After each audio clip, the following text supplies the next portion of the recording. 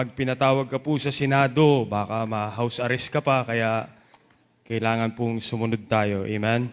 And it's a blessing to be here. Salamat po sa inyong patuloy na panalangin where Pastor Ed said we're celebrating our anniversary for 3 Sundays. And by the grace of God, the past 2 Sundays, kami po ay binigyan na ng Panginoon ng 296 visitors for 2 Sundays. And we're looking forward for one more this coming Sunday.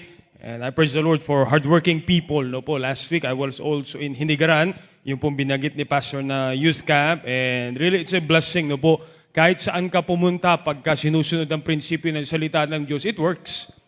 It really works. Mga kaluluwang naliligtas, Pastor Yomi Guerrero, he was really, I really appreciate how he appreciate kung saan siya nanggaling. Dahil sabi niya, gumagaya lang din naman kami. And biyaya ng Panginoon, they have now I think, 1,000 square meter property. May mga poste rin pong nakatayo na itinitindig. Aircon na rin po yung auditorium nila, pero nagbi-building project po sila. And it's just a blessing na may mga gawain pong ganun. And yung youth camp po nila, actually, balak nila i-rent, pero pinagamit sa kanila. Ayaw nga sa kanila pabayaran, binayaran din po nila. Pero parang sila'y naglinis ng buong paaralan. Nagtabas ng damo, naglinis ng classroom, pinaltan yung balde, pinaltan yung timba. Sabi ko, kayo dapat bayaran ng DepEd sa ginawa nyo. But anyways, we praise the Lord dahil because of that, ay maraming kaluluwa ang nagsuko ng buhay sa Panginoon. It's just a blessing. Sabi ko nga po sa inyo, you don't have to miss what you have right here. Yung nakikita nyo sa mission work, nakikita nyo sa ibang simbahan, yung ginagawa po namin, dito lang po namin ginaya yan. Kaya nga po ipagpatuloy nyo, maging tapat kayo sa Panginoon, at wag lang tayo maging tagapanood. Tayo ay maging bahagi ng gawain ng Panginoon. Amen? Salamat po, Pastor Ed, sa invitation ngayong gabi.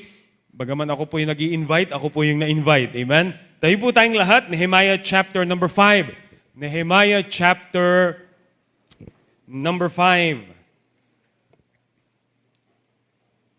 Salamat, meron tayong salita ng Diyos. Amen?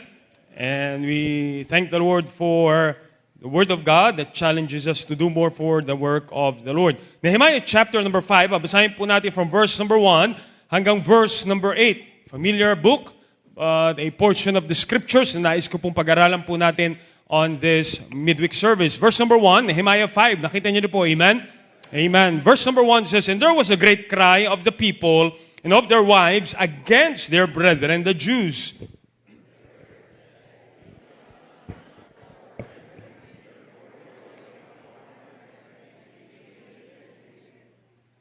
Some also there were that said, We have mortgaged our lands, vineyards, houses, that we might buy corn because of the dearth.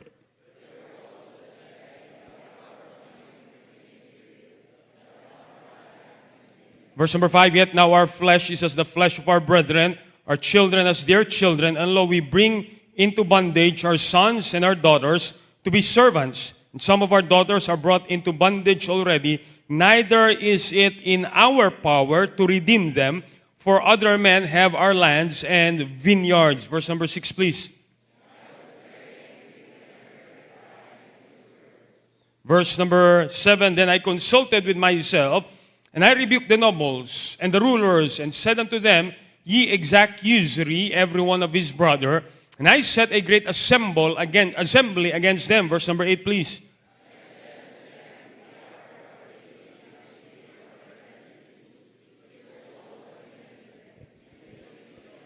"Brethren, or shall they be sold unto us? Then held they their peace, and found nothing to answer." Verse number 9, "Also I said, It is not good that ye do. Ought ye not to walk in the fear of our God, because of the reproach of the heathen, our enemies." Let's go to the Lord in prayer. Dakilang Diyos, salamat po sa gabing ito. Thank you for the Word of God. Thank you, Lord, for this church. Salamat po, Panginoon, sa patuloy niyong ginagamit na ehemplo ang simbahang ito sa maraming dako, sa pag-aakay ng kaluluwa, sa paglilingkod po, Panginoon. I pray tonight, use your servant, just want to be a blessing, just want to be a help po, Panginoon, just a passing by preacher right here, na nais ko po tulungan more than just the ministry, kundi ang paglago po ng bawat mananampalataya ngayong gabing ito. Patawad sa aming pagkukulang, pagkakasala. Ito po ang hiling at dalangin sa pangalan ni Jesus. Amen, amen. Thank you. Be seated, please. Again, magandang gabi po sa bawat isa. Amen, amen. It's always a blessing to visit here. Ngayong bakasyon po ay medyo madalang makapasyal po dito, but I praise the Lord for this opportunity. Again, sama niyo po sa panalangin. We'll be having our third Sunday this coming Sunday. Kaya po 3 Sunday po yun kasi meron po kaming 3 area. Hinati ko po sa 3. Area 1 brought their visitor the first Sunday. Area 2 po last Sunday. Area 3 this coming Sunday. And then, bibigyan din po namin recognition yung top 3 areas. Makuha nyo rin yun mamaya. The book of Nehemiah is a story ng mga tao po na nag-rebuild ng Wall of Jerusalem. We've heard Nehemiah, we've heard the book of Nehemiah time and time again. And again, it is just a chapter, it's a book ng mga anak ng Diyos, mga Israelita, after being captivated ng Babylons, they rebuilt the temple in the book of Ezra. Then they are now rebuilding the Wall of Jerusalem. We all know that, all right? But under the leadership of Nehemiah, Nehemiah plays a very important role dito po sa aklat na ito, his leadership on these people. Alam niyo po, napakahalaga talaga ng isang leader na nangunguna sa mga tao, dadalhin mo sa tama. Amen? And under this leadership of Nehemiah, ang mga tao po really, if you read chapter number 3, chapter number 4, maraming Tobiah, Sanballat, Geshem, na talaga namang they're trying to criticize, they're trying to mock, they're trying to ano niyo po yun, pinipigilan ang pagtayo ng Wall of Jerusalem, but yet the people work together because of a leader. They work together na meron silang pagkakaisa, meron silang determinasyon, meron silang pagpupursige in midst of they even have to hold their spears. Remember that? Their sword and spears habang sila'y nakikibaka dahil desidido silang i-build yung Wall of Jerusalem. However, habang binibuild po nila yung wall at habang nilalabanan nila ang mga Tobiah, ang mga Geshem, ang mga oppositions outside the wall, mga tao po na hindi nila kabaro ang umuusig sa kanila sa pagbibuild ng Wall of Jerusalem, study the book of Nehemiah, hindi lamang po sila may problema with the Tobiahs and the Geshems and the Sanballats, there was also a serious problem within the group of people. Sabi ng Bible sa chapter number 5, verse number 1, there was a great cry of the people and of their wives against their brethren. It has been common na laging andyan yung oposisyon ng Tobiah, ng Geshem, ng Sanballat. But yet you look at chapter number 5, you would discover may mga problema din sila sa loob, may mga tao din sa loob mismo that should be helping them, but there comes that internal problem among the people. If you would notice verse number 7, then I consulted with myself and I rebuked the nobles. Here's the problem. Yung mga nobles, they would be the rich Jewish group of people. Ito po yung mga tao na instead of trying to help them build the wall, sila po ay nag-take advantage pa doon sa mga lower class na mga Hudyo. Ito po yung mga tao na instead na tulungan sila, especially during that famine, especially during that nagtatrabaho po sila. If you've noticed verse number 2, we have our sons and our daughters, therefore we take up corn for them that we may eat and live. Some also there where that said, we have mortgage on land, vineyards, houses. Binenta nila yung kanilang lupa, yung kanilang tahanan para meron silang makain. Verse number 4, we have borrowed money for the king's tribute, that upon our lands, yet now our flesh is as the flesh of our brethren. We bring into bondage our sons, daughters to be servants. Some of our daughters brought into bondage already. Neither is it in our power to redeem them, for other men have our lands and vineyards. The internal problem was, yung mga nobles po na dapat kasama nilang nagtatrabaho, yung mga nobles pong ito ay instead of helping, they decided to, look at the word on verse number 7, the rulers, ye exact usury every one of his brethren. Here is the group of people na imbis na tumulong ay nagpapautang pa sila ng napakalaking interest. That's exact usury. Yan po yung exact usury sa Bible. Ito po yung mga tao na nagte-take advantage pa and they're just placing heavy burdens. Nabasa naman po natin sa talatang ito. And that is their internal problem. Now, I want you to understand, ang kalaban po ng paglago spiritual maraming beses ay hindi lamang yung mga oposisyon natin sa labas. Yung mga nagpe-persecute sa atin, yung mga umuusig sa atin, many a times, it is a wrong spirit within us. The nobles were those rich Jews na naghahanap pa ng mapapakinabangan nila instead ng makakatulong sila para sa pag-build ng wall of Jerusalem. Now, understand, again, Nehemiah is a great leader at naunawaan niya ang tunay na paglago spiritual ay hindi po mangyayari unless ang isang pagkakamali ay hindi maiaayos. I have another lesson about these nobles, pero I want you to understand, we'll focus on Nehemiah tonight, paano niya hinandle ang sitwasyong ito. Paano niya inayos ang problemang ito dahil alam ni Nehemiah, mas mahalaga o kung gaano kahalaga ma-build yung wall of Jerusalem, kailangan niyang maayos yung puso ng mga tao. Did you hear that? Kung gaano kahalaga ma-build yung wall of Jerusalem, he don't want to miss na maging maayos din ang puso ng bawat taong kanyang mini-minister. You see, maraming tao po ninanais natin ang maturity sa ating Kristyanismo, kalakasan sa ating pananampalataya. And we want to serve the Lord more. And we want, Pastor is just expounding so many evangelistic meetings, so winning and everything, and that is all good. But don't miss it, ang gawain natin sa labas ay mas magiging matagumpay pag maayos ang puso natin. Pag tama ang ating kalooban, pag pinayagan natin ang Diyos muna kumilos sa ating puso, then magiging matagumpay ang kilos natin para sa Panginoon sa labas ng ating tahanan. Please listen and listen well. Mahirap mag-guide ng mga tao kung ang sarili po natin ay hindi kaya nating i-guide. Amen? Mahihirapan tayong tulungan ang iba sa paglago spiritual kung tayo mismo ay hindi lumalago spiritual. Christian life is not just about outward appearance, but it starts with an inward surrender.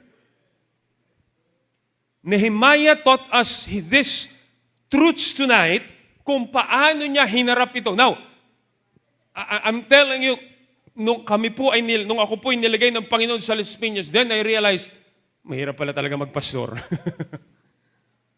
I was helping my dad for many years here, and minsan alam mo na lahat eh. But when you're working with people, hard-headed people, pambira, sabi ko, balik na ako. But here is Nehemiah, dito niya pinakita yung kanyang spiritual maturity. Hindi niya lamang pinakita ito dahil magaling siya mag-build ng wall, pinakita niya ito paano siya nag-respond sa isang mahirap na sitwasyon. Follow me tonight. Let me just give you 3 things. Title of our message is Work Within Before the Work Without. The work within before the work without. Tingnan po natin ang buhay ni Nehemiah and let it speak to us tonight. Number 1, alam niyo po, many a times, look here, many a times, niisip natin, bakit hindi ko ma-push yung sarili ko sa mga vision ni Pastor Ed? Bakit hindi ko mapilit yung sarili ko sa paglilingkod sa Panginoon? Bakit ano yung nag-aatubili? Because there's a problem within. But if you can work the problem within, then you will have a joy and the work without.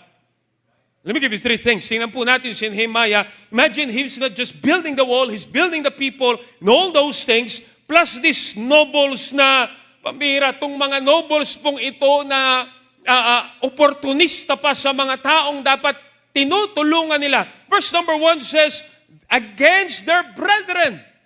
katulong dapat, katuwang sa gawain ng Panginoon. And Nehemiah had to address the situation on this difficult situation. Let me give you 3 things tonight. Tingnan po nyo how we handled here. Verse number 2 to verse number 5, ito po yung hinaing nitong mga Hudyo. Are you following me? Amen? Ito po yung hinaing ng mga Hudyo sa kanila. Our flesh, verse number 5, is the flesh of our brethren, our children as their children. Lo, we bring into bondage our sons and our daughters to be servants. Some of our daughters are brought unto bondage already. Neither is it in our power to redeem them. Hindi namin matubos dahil yung aming lupain ay pinambayad namin. And we have nothing. Imagine, Nehemiah, pambira, dapat sama-sama na tayong nagtatrabaho. Dapat sama-sama na tayong tumutulong. Bakit may mga uri ng tao na imbis tutulong, imbis ibigay, ba nilakihan pa ang interes, milahing Bombay? And Nehemiah has to address this issue. Look at verse number 6. Let me give you 3 things, simple truth tonight. Look at verse number 6. And I was very angry when I heard their cry and these words. Of course, he's a leader, right? He was a leader. Dapat itong mga taong ito'y sama-samang nagtatrabaho. But the Bible says here, and I was very angry when I heard their cry and these words. Now, pag pinag-usapan po natin ang anger, that is an emotion. Okay? Now, emotion would always have a big part sa ating araw-araw na pamumuhay. It always has a big part. You know, the sad thing is, nakakalungkot sa panahon po natin ngayon, maraming Kristiyano have been emotionally driven more than principle-driven. Let me give you 3 things tonight na nakita ko po dito kay Nehemiah. Number 1, manage your emotions. Manage your emotions. Ang Biblia po'y nagpapakita na tayo po ay, we have that emotion, all right? We have that emotion in our life. The Bible even talks about heart of emotions is the heart is referring to the center of emotions. Therefore, emotions are part of that inner life na dinisenyo sa atin ng Diyos. But I like how Nehemiah responded to this. He became very angry, not because of any selfish reasons. Okay? Ang galit niya po is not selfish. Ang galit niya po is not fleshly. Ito'y isang tamang galit sa maling bagay. Di ba sabi ng Bible, be ye angry and sin not. Now, emotion is part of, ang pangit naman ng taong walang emosyon, di ba? Nagtatawa na lahat, hindi pa natawa. Nung naiyak na lahat, tsaka ka naman tumatawa. Hindi na emosyon problema nun, utak na problema nun. But understand this, there is a difference between sinful anger and righteous anger. And here is Nehemiah, hindi siya nagalit dahil sa personal at makasariling dahilan. Here was a person who became angry with a righteous anger. Isang bagay po mga kapatid, dapat matutunan natin sa buhay Kristiyano, though emotions are God-given. Amen? You believe that? Ang emosyon po ay bigay po yan ng Diyos, pero payagan natin ang banal na Espiritu mag-control ng ating emosyon. Alam niyo po, bakit maraming Kristiyano hindi makapaglingkod sa Panginoon? They are so emotionally driven. Hindi natin namamanage yung ating emotion at nangunguna yung ating emosyon over the right principles na dapat tinatahak natin, na dapat ginagawa natin, na dapat sinusunod natin. At maraming kaguluhan o maraming conflict ang lumalago dahil ang reaksyon natin sa maraming bagay ay hindi tama. Hindi nagiging spiritual, kundi nagiging emosyonal. Niisip ko nga po, siguro resulta din to ng kakanood ng maraming tao sa Reels, no? Nagiging masyadong, emotionally driven. Yung wala naman silang problema, kakanood, ay may problema pala ako. Maayos naman ang relasyon sa magulang, kakanood, ay may problema pala kami. Kasi nga, ginawa po nating emotional support na masyado ang social media na pati buhay Kristiyano natin naaapektuhan na. Di ba? Umaga-umaga, ang ganda ng ngiti mo. Dahil inuna mo yung reels, ay may problema pala ako. Kanina wala lang no? Di ba? May problema pala ako sa pera. Alam mo namang wala ka namang pera, pero hindi mo pinoproblema. Kakanood mo ng financial, emotional support, bay, wala pala akong pera. Hindi pala ako pwede maglingkod sa Panginoon. Look, you've got to learn to manage our emotions.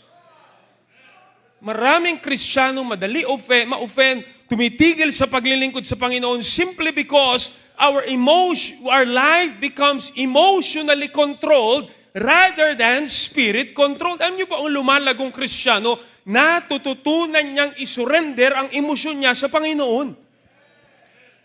Amen? The Bible says the heart is deceitful above all things. Kaya wag natin payagan ang emosyon natin na ilayo tayo sa kalooban ng Panginoon. Amen? Discouragement is an emotion. That's why I love David when the Bible says David encouraged himself in the Lord. Alam niya, pag hindi niya minanage yung kanyang emosyon, ay babagsak siya spiritual. Alam niya, pag hindi niya minanage yung kanyang spirit, ay talaga namang lahat na ng tao gusto siya patayin, tapos siya miserable pa. Here is Nehemiah, nagalit po siya.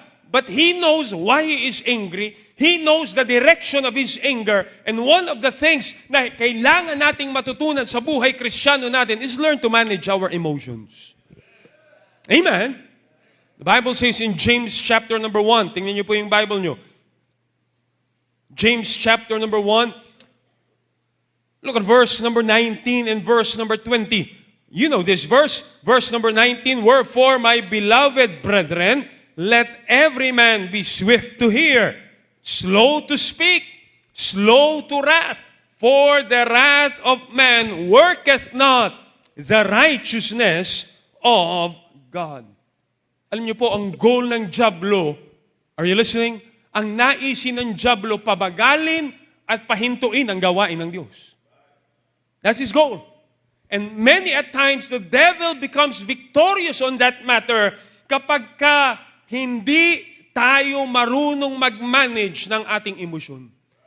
Maraming relasyon ang nasisira, gawain ang nasisira, patotoong nasisira, dahil pinapayagan natin na yung ating emosyon ang mag-control sa atin instead of payagan natin ang salita ng Diyos ang mag-guide po sa atin. And instead of putting principle over emotion, we put emotion over principle. Yan din ang push ng maraming so-called churches ngayon. Mga emotionally driven churches, di ba? Maya-maya, umiiyak, maya-maya, tumatawa. Maya-maya, nagtitirintas na. At salamat sa Panginoon, we are being taught na magiging matagumpay ka sa paglilingkod mo sa Panginoon if you will fix the problem within. Master your emotion. Let's control our emotions. Let's learn to manage that emotion. Alright? Ito bang galit na ito ay tama ba ito ayon sa salita ng Diyos? Ito bang discouragement na ito ay hanggang kailan mo papayagan na pati pagsisimba mo, pati paglilingkod mo sa Panginoon, pati pagsunod mo sa authority mo, pati pagbibigay mo, pati buhay Kristiyano mo ay ikokontrol na nitong emosyon na ito?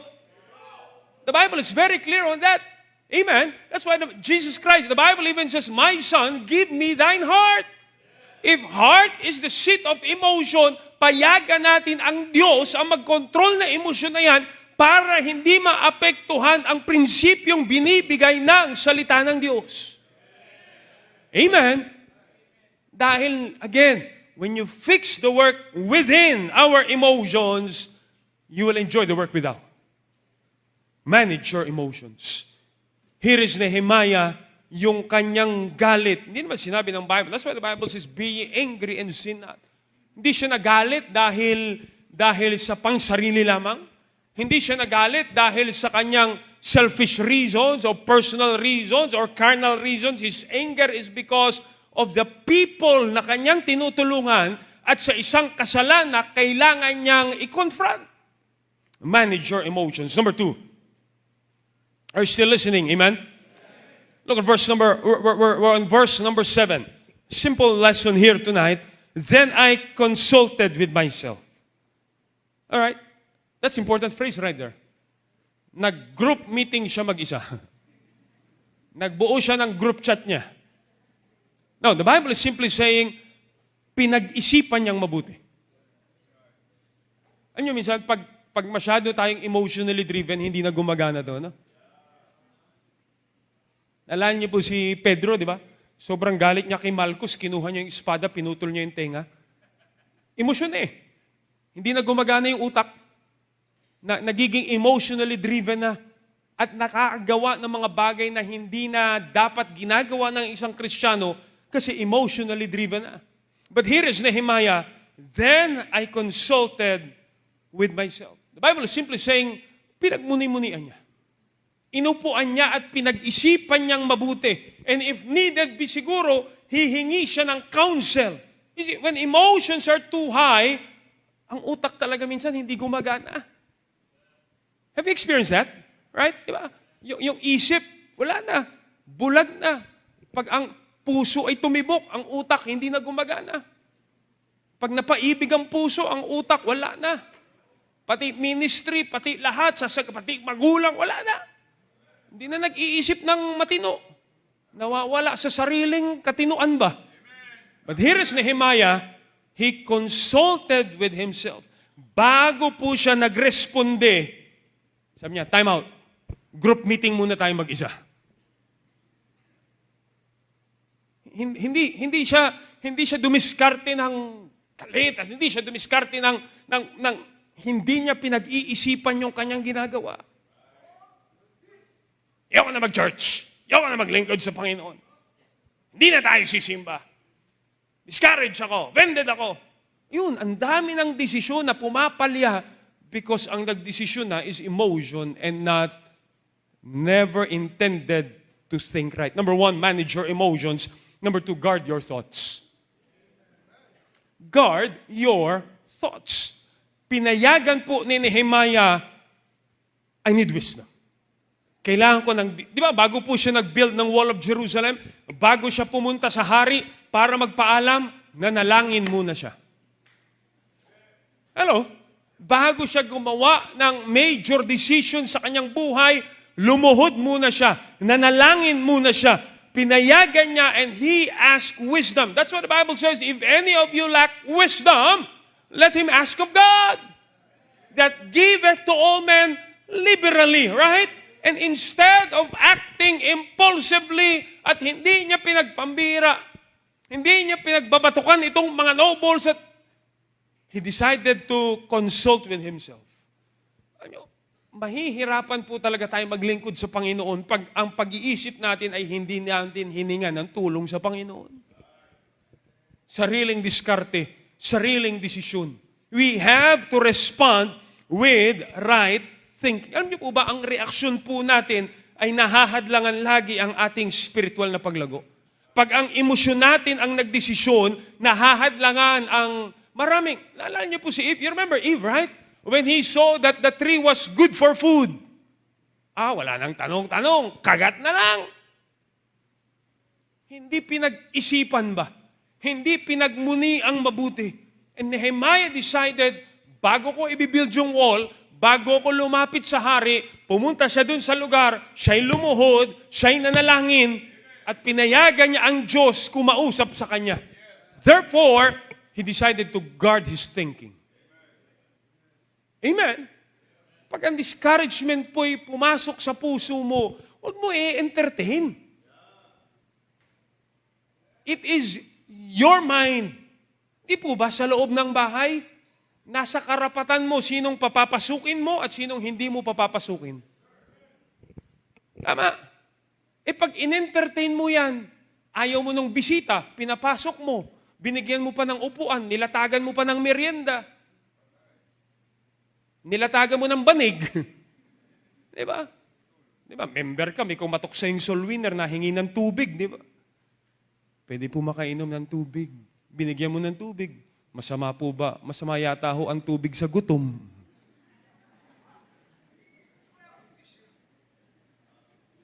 You see, pinag-aaralan po namin sa personal evangelism.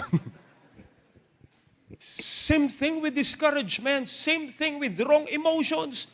Pag-isipan mong mabuti kung papansinin mo ba yan, patutuloyin mo ba yan, kung tama ba yan, kung aaksyonan ba ito ng tama, o didiskartehan mo na lang ng sayo. You have to guard your thoughts.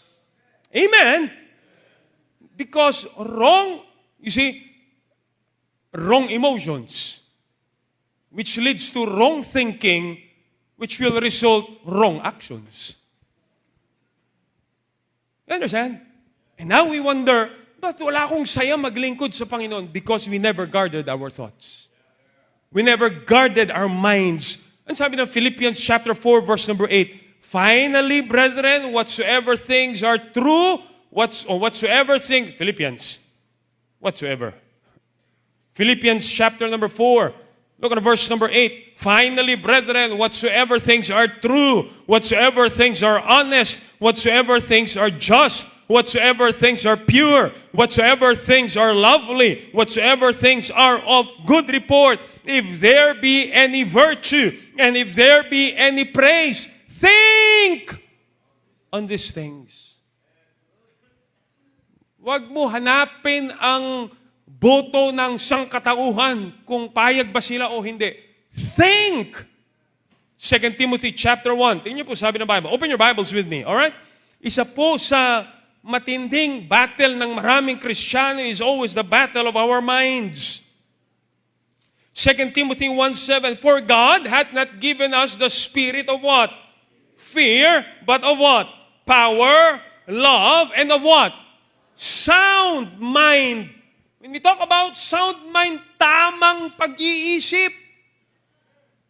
Amen? Galing sa Diyos. And many decisions we have to make must come from a sound mind. Pag ang spiritual na paglago po ay nagsisimula pag ang pag-iisip natin ay isinurrender natin sa Panginoon. Romans chapter number 12. Tingnan niyo po, so many verses about the mind. Romans chapter number 12. Di ba sabi ng Bible po dyan, and be not conformed to this world, but be ye transformed by the renewing of your mind.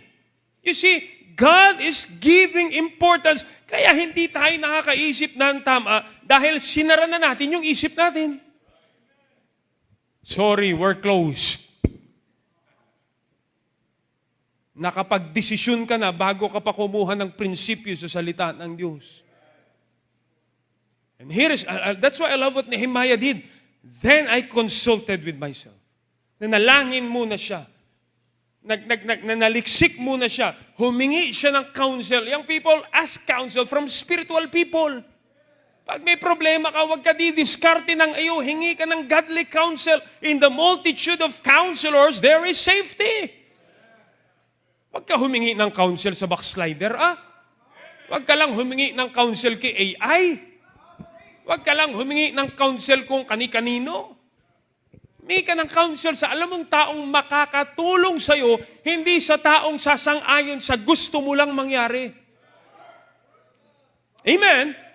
Ang lumalagong Kristiyano ay hindi niya pinapayagan ang kanyang emosyon ang magkontrol ng kanyang isipan. Dahil pag ang isipan natin ay kinontrol ng salita ng Diyos, makakagawa tayo ng tama. Makakakilos tayo ng tama. Amen? Payagan mo yung mga salita ng Diyos na naririnig mo sa pulpito ang mag-guard ng iyong isipan. Payagan mo ang salita ng Diyos na binabasa mo sa araw-araw ang mag-control ng iyong desisyon. Payagan mo yung mga spiritual na bagay. Pag spiritual na bagay ang pinasok mo sa isipan mo, guess what? Magiging spiritual ka. Pag karnal na bagay ang pinasok mo sa isipan mo, well, what comes in, comes out, magiging karnal ka. That's why Nehemiah decided to guard his thoughts. Amen? Simple, mga kapatid, wag natin i-komplika pa yung salita ng Diyos.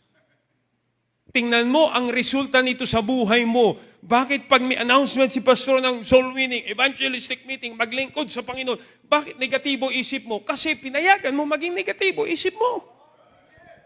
Maganda lang po yung negative nung may COVID. Pero pag pag-usapan ng gawain ng Diyos, dapat positive po tayo. You manage your thoughts. You manage your emotions. You guard your thoughts. Sino yung pinapayagan mo mag-impluensya ng utak mo? Sino yung pinakikinggan mo mga tao patungkol sa kahalagahan? Pag ang mga taong umi-impluensya sa iyo yung negatibo sa gawain ng Diyos, guess what? Negatibo ka din sa gawain ng Diyos. Hello? Ganun kasimple na naman po yun, di ba? Kaya ka naging agresibo sa gawain ng Diyos, nakinig ka sa impluensya ng mga taong agresibo sa gawain ng Diyos. Pero nung nakinig ka na sa negatibo, yung mind mo ay hindi mo ginwardyahan. Tingnan mo ngayon, kahapon lang, positibo ka sa gawain ng Diyos, ngayon negatibo ka na. Why? Because nakikinig tayo. You have to guard your thoughts. You have to consult with yourself. Wait, teka, time out. Marami man sila nagka-counsel, pero tama ba? Ika nga ho, isip-isip naman tayo minsan. Amen? God gave us a sound mind. Tamang pag-iisip, gamitin natin sa tama. Amen? Bago tayo mag-i-impluensya, tama ba itong impluensyang ibibigay ko? Kasi pag hindi yan tama, ay may tama ka. Guard your thoughts. Manage your emotions. Simple tonight. My goodness. A spiritually growing believer ay hindi niya pinapayagan yung kanyang emosyon ang mag-control ng kanyang isip. Right? Nakita kayo ng mga pambira, nag-aamok, pambira. It's all because emotions. Which leads to wrong thinking. Tingnan niyo po the flow of this. Very simple. I'm done. All right? Tapos po tayo. Look at verse number 7. Then I consulted with myself. All right? Nag-group meeting siya mag-isa. Amen? Nagbuo siya ng group chat. Siya lang kasama. And I rebuked the nobles and the rulers and said unto them, ye exact usury and every one of his brother, and I set a great assembly against them. Look at verse number 8. And I said unto them, we after our ability have redeemed our brethren the Jews, which were sold unto the heathen, and will ye even sell your brethren? Or shall they be sold unto us? Then held they their peace, yung mga nobles, and found nothing to answer. Tapang ni Nehemiah. Sinermunan niya itong mga taong ito. Pinagalitan niya. Binalatan niya ng buhay. Verse number 9. Also I said, it is not good that ye do. Ang sabi ni Nehemiah, mali ang ginagawa niyo eh. Look at verse number 9.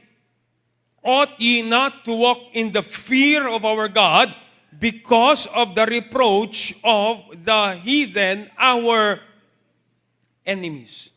Here's Nehemiah. Look, sabi ko sa inyo, you better appreciate a leader who stands for what is right.